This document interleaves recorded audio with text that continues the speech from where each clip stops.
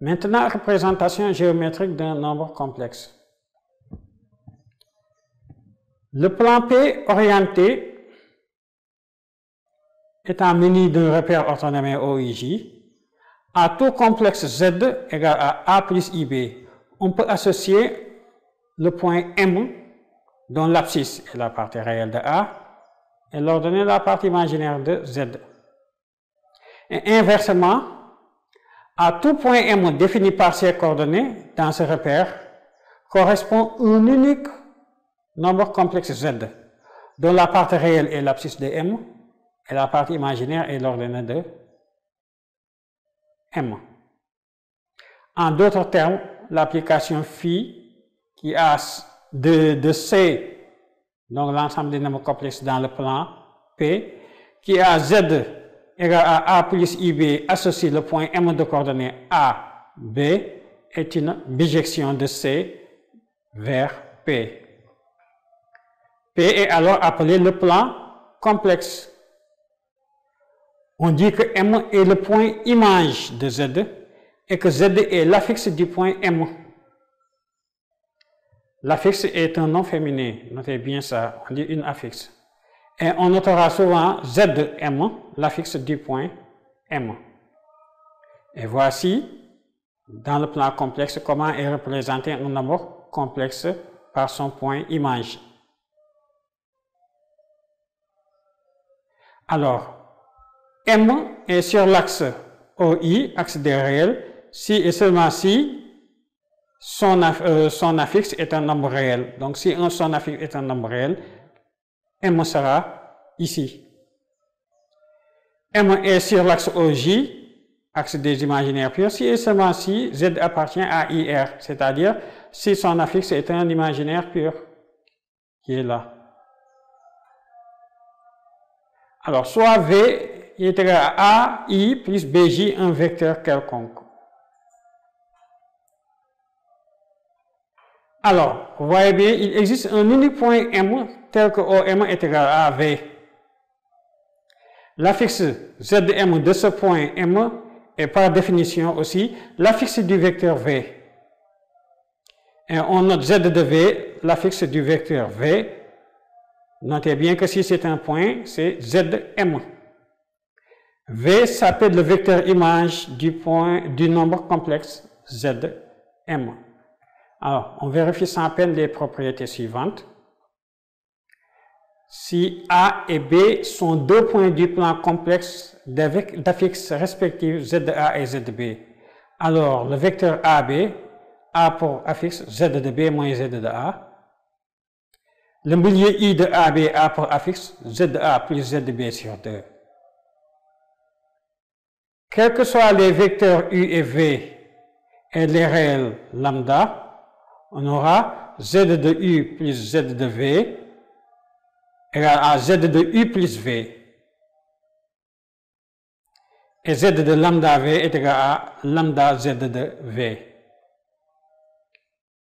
Si A et B sont deux points du plan complexe, alpha et bêta, deux réels tels que la somme alpha plus bêta est non nulle, alors l'affixe du barème entre G des points pondérés A alpha, B bêta et alpha Z de A plus bêta Z de B sur alpha plus bêta.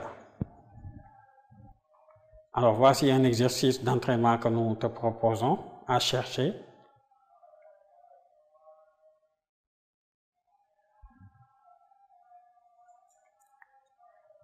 Conjugué d'un nombre complexe. Donc définition, si Z est un nombre complexe de forme algébrique A plus IB, le nombre complexe de forme algébrique A moins IB est appelé conjugué du nombre complexe Z. Et il est noté Z bar. Remarque, on a aussi Z bar égale à Z. Donc le conjugué du conjugué donne le nombre lui-même. Le conjugué du conjugué de Z égale à Z. On dit aussi que Z et Z bar sont des nombres complexes conjugués. Exemple, conjugué de 9 moins 4i, c'est 9 plus 4i.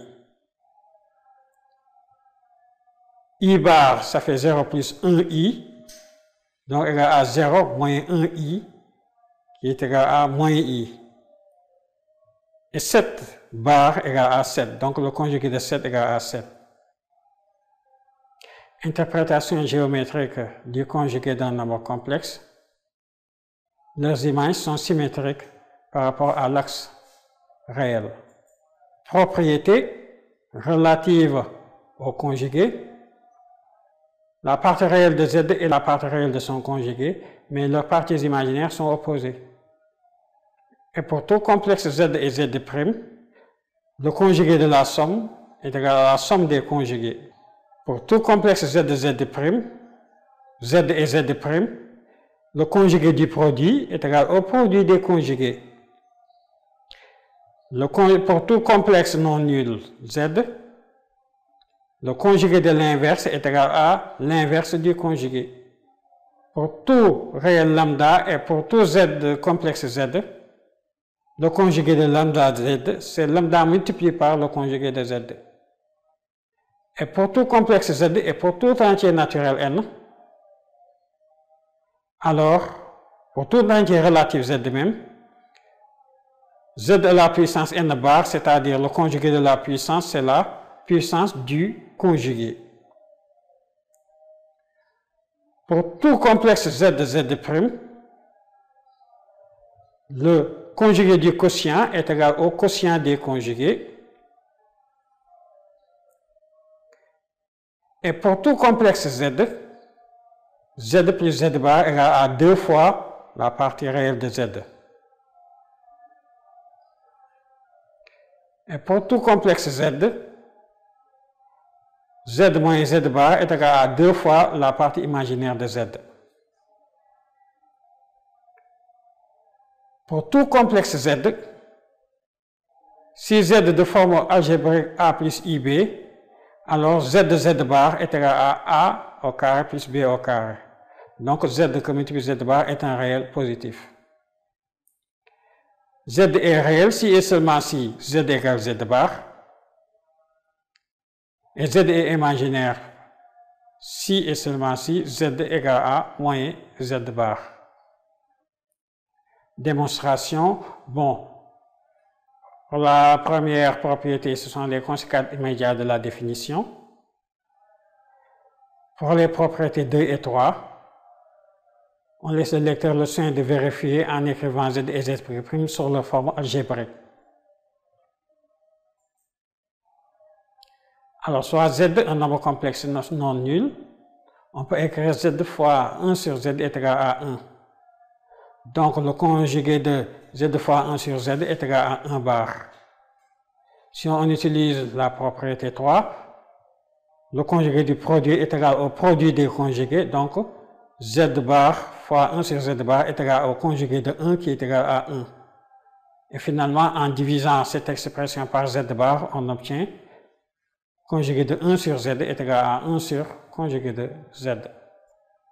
Conséquence du troisième toujours, du fait que lambda bar est égal à lambda pour tout lambda appartenant à R.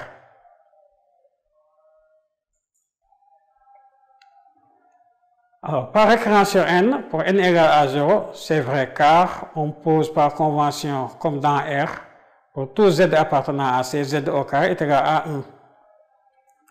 Pour N égale à 1, la propriété est triviale car elle s'écrit sous la forme Z bar est égal à Z bar. Où Z bar à la puissance 1 est égal à Z à la puissance 1 bar. Pour N égale à 2, il est un cas particulier de la troisième question, en remplaçant Z par Z. Alors, supposons vrai pour N supérieur ou égal à 0.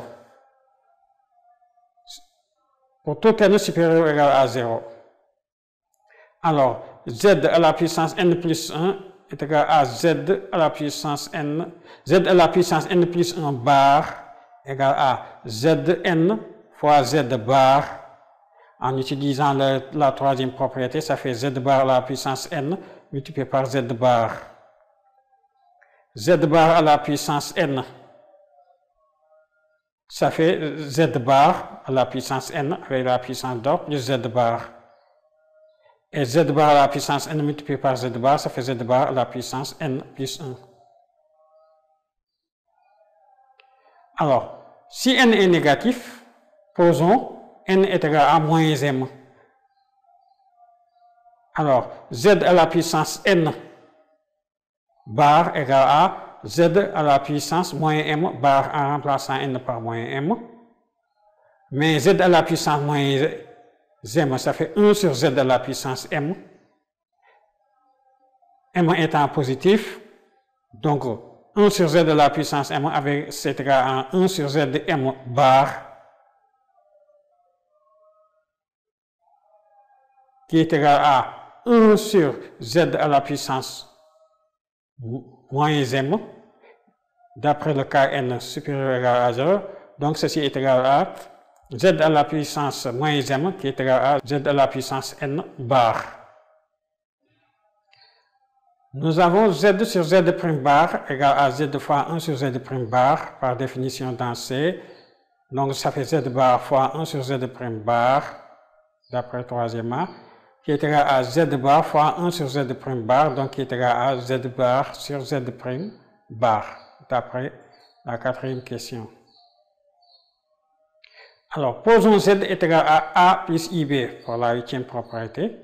On a z plus z bar est égal à A plus B plus A moins IB qui est égal à 2A qui est égal à 2RZ.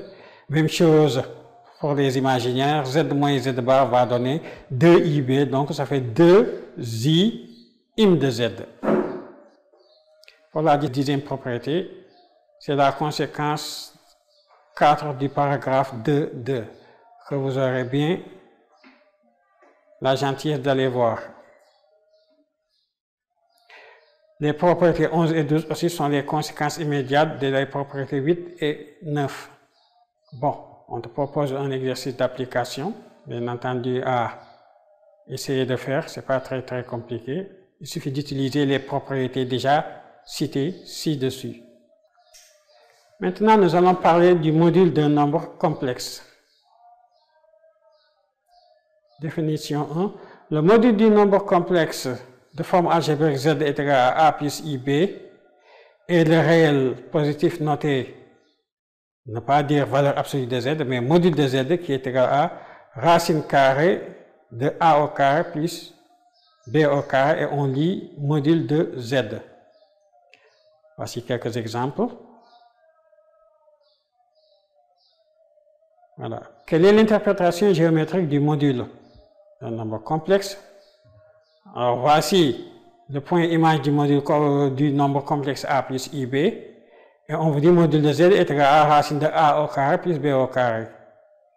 Vous avez appris en classe de troisième comment calculer la distance entre deux points. Il vous est facile de voir ici que cette expression n'est que la distance entre O et M, ou bien la distance OM. Dans le plan complexe muni d'un repère orthonormé OUV, alors module de Z est égal à OM qui est égal à racine de A au carré plus B au carré.